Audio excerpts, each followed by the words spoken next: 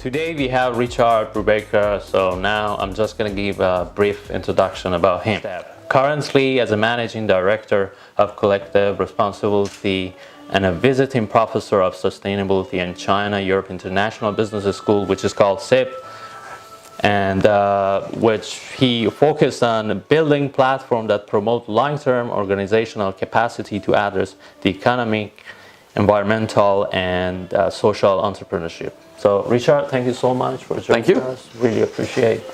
Yeah, thank you. Yeah, welcome. So today we gotta talk about social entrepreneurship, but before getting through this topic, we would like to have a sort of brief introduction from yourself. Yeah. Sure. So let's see. Been in Asia since '95 was my first trip. Full-time last 15 years in China, most of it in Shanghai now. Yeah, I mean, you mentioned I'm a social entrepreneur, so I have a few hats. I teach at the China Year Business School, teach management and responsible leadership, sustainability and responsible leadership. I have a consulting firm called Collective Responsibility that I'm founded. Perfect. We now will have 16 people in the offices. Nice. A lot of people to feed, and that's a real strategic, looking at sustainability, creating definitions and then actions at value chains. Happy to talk about that. And then the last thing is I have a volunteer organization here called Hands-on Shanghai. We manage 25,000 volunteers in the city, 140 to 180 projects a month. And yeah, that's been going for 13 years now. And we've been locally licensed for 6 of those. So yeah, have a few hats, and those are just things I talk about. So that's beautiful. I mean, that what you have done is great and is so admirable. I hope we can learn from you. All I've had is crazy ideas, man. My teams do all the work, but I've had some great ideas and some great people to work with. So nice, yeah. That's the thing that makes difference. So I hope that all of us, we can be a social entrepreneurs. Then we can solve a lot of problems. Sure. In terms of having impact in societies. Sure. But let's go through this issue. That what is the best definition of social entrepreneurship?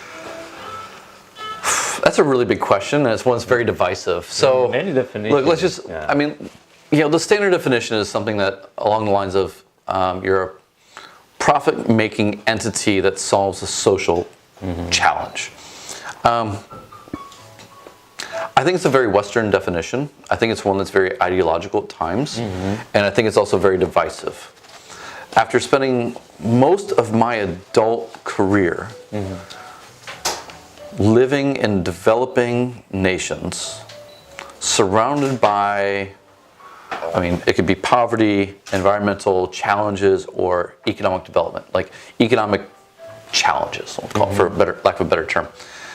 I've just basically come down to the idea that you are a socially or mission-minded individual or a mission-minded organization. So you look out the world and go, the air is dirty, the water is impure, the food isn't safe, healthcare is expensive, and I don't know what I'm going to teach my kids. And you come up with a solution.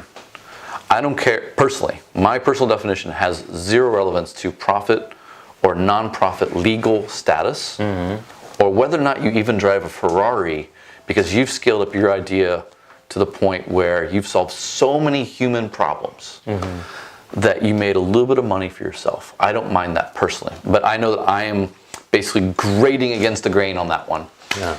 The traditional definition would be something more along the lines of you find a balance. First off, you have a financially sustainable model. And most definitions would then point you towards the for-profit model. But that you have the non-profit niceness to yourself, to your organization. And I think that that's fine. I think it's all about the context, where you're at. If you're in the States or if you're in China, the context is totally different. And for me, that's fine. I think we need both definitions in the world to engage different individuals into this action of solving problems that are really, at the human level, tangible. Cool, perfect. So, as you have been here like 15 years, how's it? I mean, you're American, yeah? And you've been living here for I'm American, yes.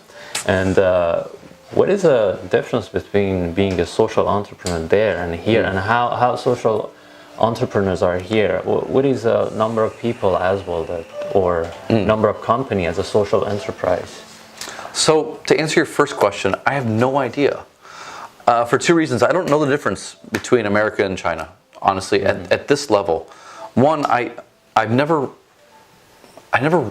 started, ran, I never engaged with social innovation, social entrepreneurship in the States. So I don't know at the day-to-day basis what the difference is.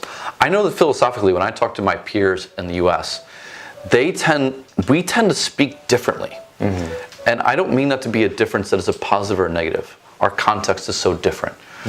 China has very different challenges than the US. Some things overlap, like let's say carbon in the US is air pollution here. Food safety probably is an issue in both countries. But very different context. So I think it's unfair for me to say. But what I'll say is in China, it depends upon where you are in your maturity as an individual, as an entrepreneur, as a business. Right now, I feel that China is the most exciting place to be if you are trying to identify human needs that are not being met and then build a business model or value proposition to meeting those needs. I think it's a fantastic place. One, because the challenges here are so real. Environmental pollution, social challenges, economic transformation, or like this transition from product to service, away from manufacturing into something else. Like that's all happening here at the size, scale, and speed of China. And that's what's so fun, is because like literally, like when things are going wrong, the wheels are just coming off the car at full speed, and people are like, holy shit. We're in the States, we're like, we should save polar bears. It's not practical, it's not tangible, and that's why it takes so much longer. But of course, we need people to care about the polar bears. The emotional 25-year, 100-year legacy vision, we need to solve that problem and make sure that our grandkids have blah, blah, blah, blah. I find more of that in the States and in the West. I find less that here, there's like, we need to fix this right now because people are starving, people are dying of cancer, whatever it may be. And so I feel that it's, I mean, for me in China, Asia is just an exciting place to be. Because the other thing is, for me, why am I spending more time in Asia is just because the population, the urbanization boom for the next 35 years is all in Asia. It will leave China, it will go to Bangladesh, it will go to Pakistan, it will go, like it'll all be Asia, subcontinent Asia, all the way through Africa and then South America. So I think it's a very exciting place to be. And that's really all I want to say about that end of it. And I think I kind of answered both questions, but more happy to follow up. How many social enterprise that you have been in contact here? Are we lacking of this sort of enterprises here? I don't think so. No. So actually, this gets back to the first question of definitions. If I were Skoll, or if I were one of the other big social, like Ashoka organizations, they have a hard time finding individuals or enterprises that fit their mold, that fit their definition. But I mean, especially for my nonprofit work, there are so many individuals here that started schools, that started rehabilitation centers, that started organic farms, because they saw that their kids couldn't get something. Their family member went through the hospital and just, it wasn't a good experience, you know, or they're worried about something. Like, and I find a lot of that. But they're not holding their hand up going, I'm a social entrepreneur, because they're not looking for awards, because there's no sexiness, honestly. So if there's one difference, I don't think there's much sexiness to being a social entrepreneur in China. There is in the West, but there's a business model here that there isn't necessarily sometimes in the West. So what I find is that we did a social entrepreneur landscape last year for one of the big organizations. We identified 50 organizations that we spoke to at length about how they grew from like little enterprises to multiple city, 100-person plus, $1 million US revenues organizations, 50 of them. And there was another 150 that were smaller that we could have easily identified and spoken with and learned from. So I believe it's here, but we're not seeing it because we're using our own filter to say, oh, those people don't count. But in the context of China, they do. I think there's tens of thousands of people who are building businesses to solve the challenges that China faces. Great. Do you think that sometimes people, they start a sort of business as in the startups, and some of them, they are aware what they are doing, and some of them, they're not aware. Some of them, even they don't know what social entrepreneurship is, or some of them, they don't know that these products that might bring a sort of value and so on. Yeah. So related to this, this issue that I mentioned, that how would it be the influence of the culture of that country, for example, in the state or let's say in the Western world and here in China and Asian countries, how much the culture of that country or the educational system matters and can push people to thinking about challenges in societies than thinking about profit? So this will tie a few of the other questions together. Yeah. One is that it shouldn't matter at all, because you should, as an individual, see a problem that you want to fix. Culturally, okay, I guess we could talk about like how secure are you to then feel confident about your ability to solve that problem, and are there the legal structures for you to do that? Blah blah blah blah blah. Yes. But at the macro level, I think actually in China there's kind of two groups that I run into.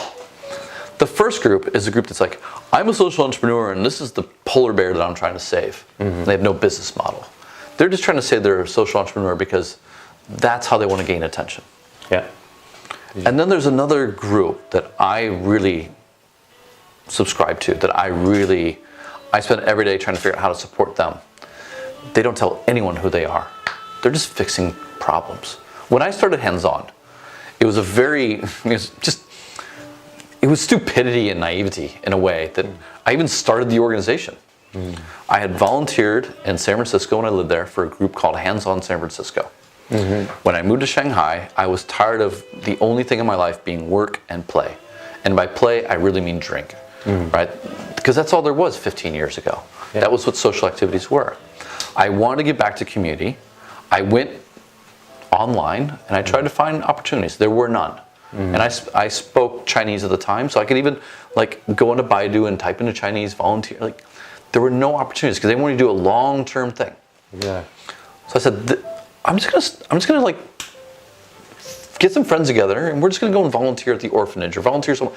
And I was like, I'll do it. And I'll create a website. So I actually called my friends back in San Francisco. I'm like, how do I create this? And they sent me an application to become an affiliate. I'm like, that doesn't help me actually build the affiliate. Wrote my own website using Adobe Dreamweaver. It was the ugliest thing. Like, my son at 5 years old comes home with better artwork than what my first website was. And then like 2 years later, I got a small amount of money, $15,000 from one company to manage their corporate volunteer. And I basically said, I have two things I can do with this money. One is I can keep it for myself. I can really justify all the work I put into it and take a little bit for myself and then and like donate the rest away.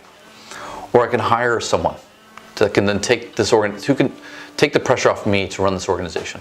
I hired someone. And honestly, like that moment is when we went from like cute club of 50 people volunteering once a month to cuter organization volunteering 10 times a month with 250 people. And that quickly, within 6 to 12 months, turned into 4 staff. Now we're 9 staff. We were at one point 15. But really, we did not start off trying to call ourselves anything. We had no aspirations to be big, solve problems, whatever. I was just trying to solve a very small problem for myself that I saw, and try and take a small action. If I had known that it would be this big now, I don't know if I'd do it. Because I would get so bothered about the process. But every step I enjoyed the process. Every step I found new people to come with me. Then they inspired me as much as I was inspiring them. Then it became a job.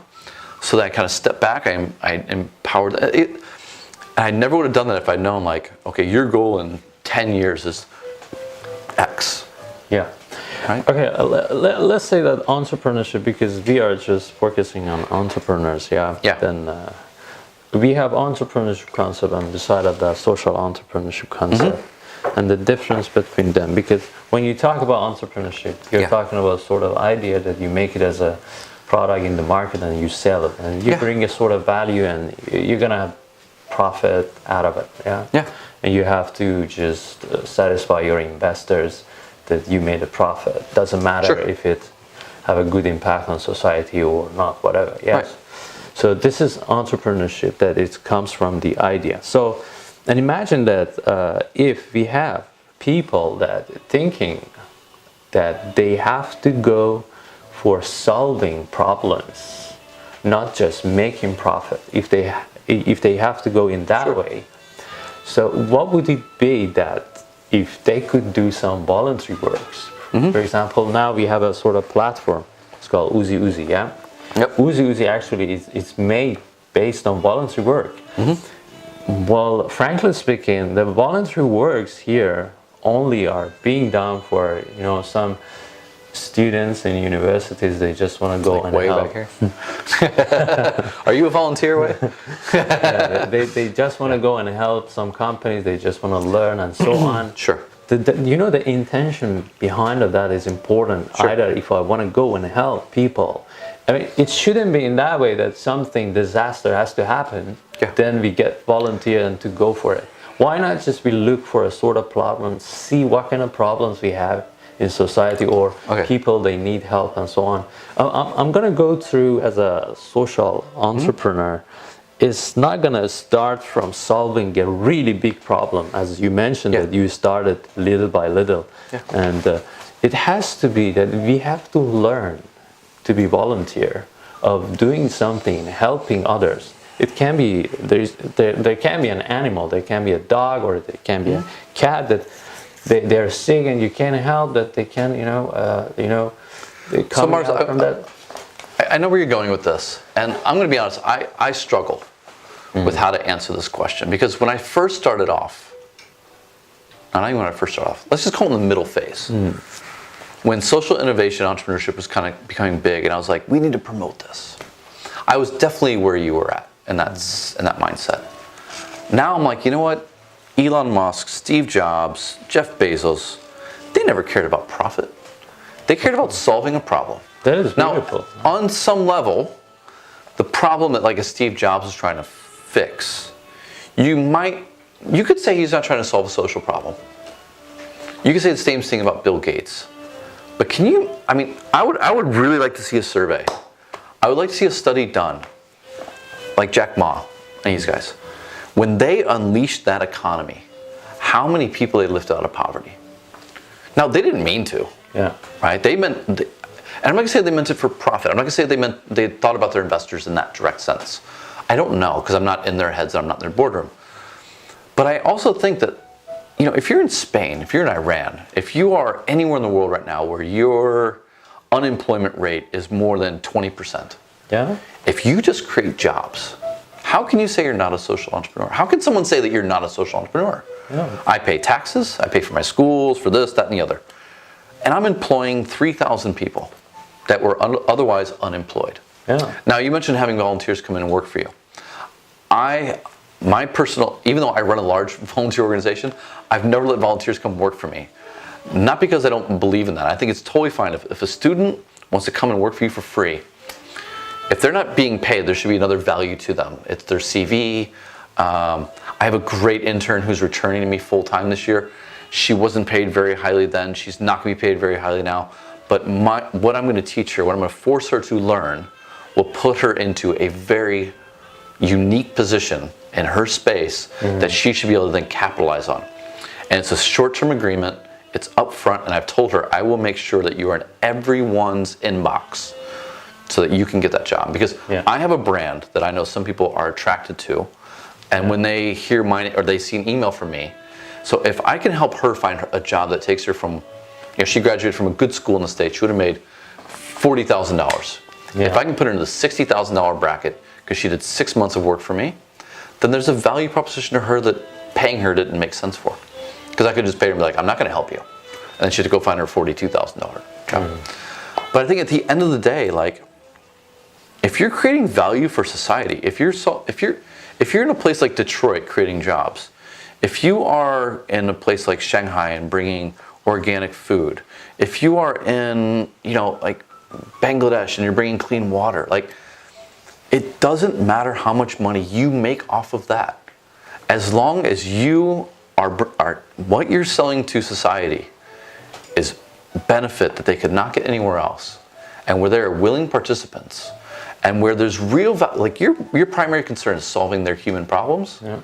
I think that's where you start. And if you make money, if you IPO, if you go broke, if you go nonprofit, if you require a government subsidy, all that's secondary. That's all secondary for me. Yeah, that's a good point. It's intent, right? But there is something which I have to mention for all entrepreneurs. For example, it's a scenario. I start a sort of business, which is, let's say, okay, as a social entrepreneur, it doesn't have that much profit. Yeah. It's not bringing a sort of big money for investors. Yeah. Imagine I don't have anything, but I got a great idea, great experience. I know how to operate things and so on. Then I start. So everybody has costs. Yes, we have to cover our costs and so on. Yeah. How? Because what I'm saying, the perspective, the culture, and the point of view of people are important in that country or in any society. If they don't believe in that, oh, okay, this business, whatever it is, as long as it doesn't bring any profit, you're not going to get it. Yeah. Because you need to have a sort of financial support, and then the financial. But that's true whether you're an entrepreneur or social entrepreneur. Yeah. Like the laws of gravity. Social entrepreneurs. That's the thing that I'm going to just go on and focus on that how we can solve this part. Okay, so I know exactly what you're saying, and what I would say in defense of this is, if you are actually solving a real problem, you have no problem. If you're trying to say, buy my X because I'm a social entrepreneur, then you've got a big problem. So using the brand of social entrepreneurship as a selling proposition is probably one of the fastest way to fail as a social entrepreneurship. It's the wrong strategy, of course. I'm selling you a phone. Do you want to buy my phone or not? I'm selling you clean water. I'm selling you something, right? Or I'm selling it to a government that I give it to you, right? Like, you have to have a client somewhere that finds value in your product or service, whether you're an entrepreneur or a social entrepreneur. And I think this is where I try to split the hair on the definition a little bit, because I think there's so many people who sell the story of them being an entrepreneur, a social entrepreneur first, before they talk about the impact of their organization, product, service, whatever it may be. And I think that if you're out selling, I'm a social entrepreneur, then you're setting yourself up for failure, or at least for a really challenging time. You might win a competition, and that might give you a little bit of money. But at the end of the day, you've got to be bringing real value to society. And if you do that, and you have a product or service, people will pay you for that. Now, the profit that you mentioned, my charity is very profitable. We take no money out. I basically just rotate it in. So we have a very simple model. We charge multinational corporations to manage their corporate volunteering programs. We charge them a fair fee. Especially now, we are a known commodity, so everyone knows what they get from us and how much they should pay. Early on, we probably upsold a little bit. Sometimes we downsold a little bit, whatever it may be.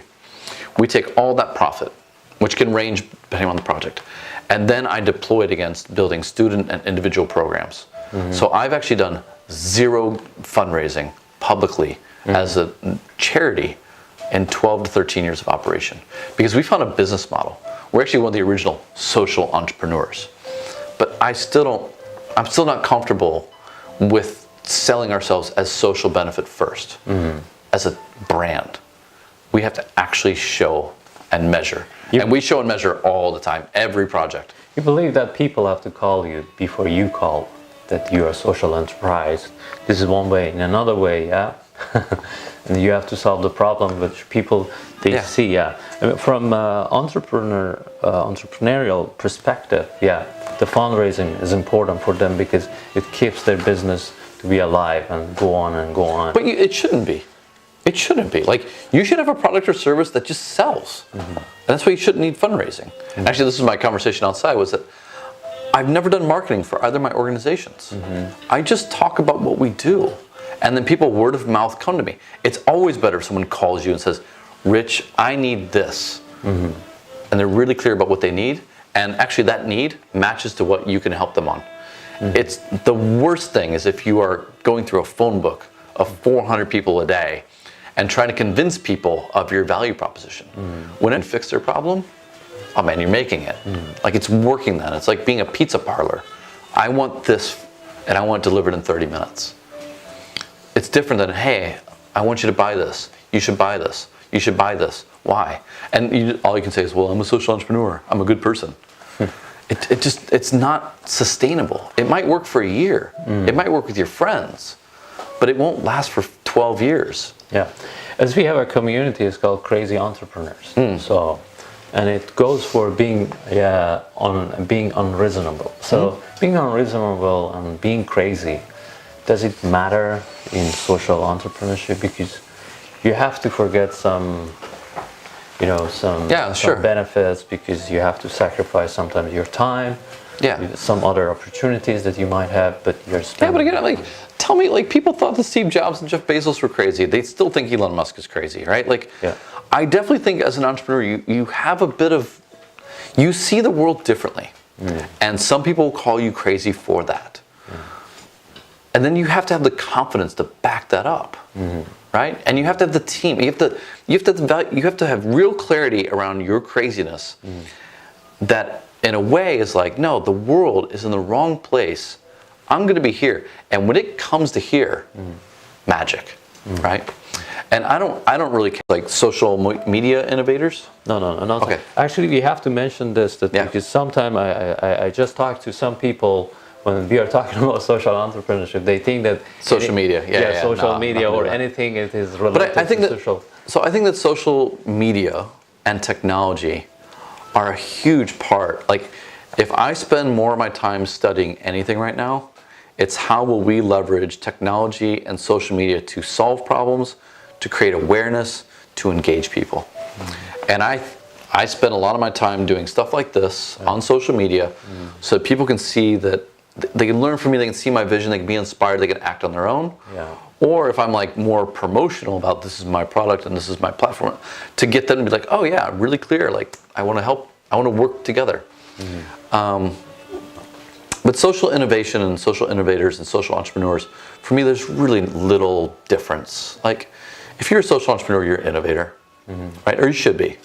Sometimes you're not innovating in the same sense like I'm recreating the wheel, but the scale that you're bringing, the context that you're bringing, the effort that you're bringing, that makes you innovative, right? Especially if they're calling you crazy, right? You're innovative if you're crazy, right? Like, so get on with it. Just build the business. Exactly. Create the model, right?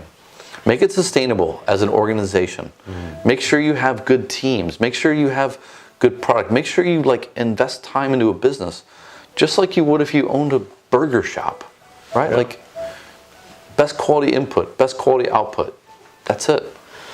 Beautiful, perfect. We really appreciate for your presence here. At the last point, what would be your advice for all entrepreneurs in China, as you have been here for a long time?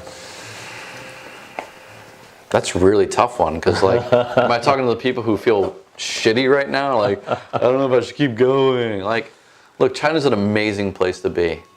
Don't whine about how hard it is. You knew that before you got on the damn airplane. Just stay committed, right? And if you think that you're crazy, and if you've been whacking away for 10 years, like, there's always that, like, the guy that's like, he's in the diamond mine, and he's like one stroke away from hitting the diamonds. Then there's the guy that hits it right above him, who's just rich as hell, right? Like, it's really hard to tell whether or not you're crazy or if you're on the right path sometimes. And I think that's why you have to have real clarity around what's the problem you see, who's impacted, what's your product and service, and what's your value proposition to them. If you can't speak to 50 people who you believe are directly impacted by the problem that you feel exists and sell them on your idea, you're crazy. But if you can get 50 of them to go, hey, that sounds like a really good idea, you're getting closer. If you can get 30 of them to say, I'd pay $100, and you're like, well, that's $100 cheaper than I wanted, you're not crazy. Your business value proposition isn't there. Yeah. Stop being romantic about your idea. Stop being romantic about how smart you are. Just be committed to the overall idea and learn along the way.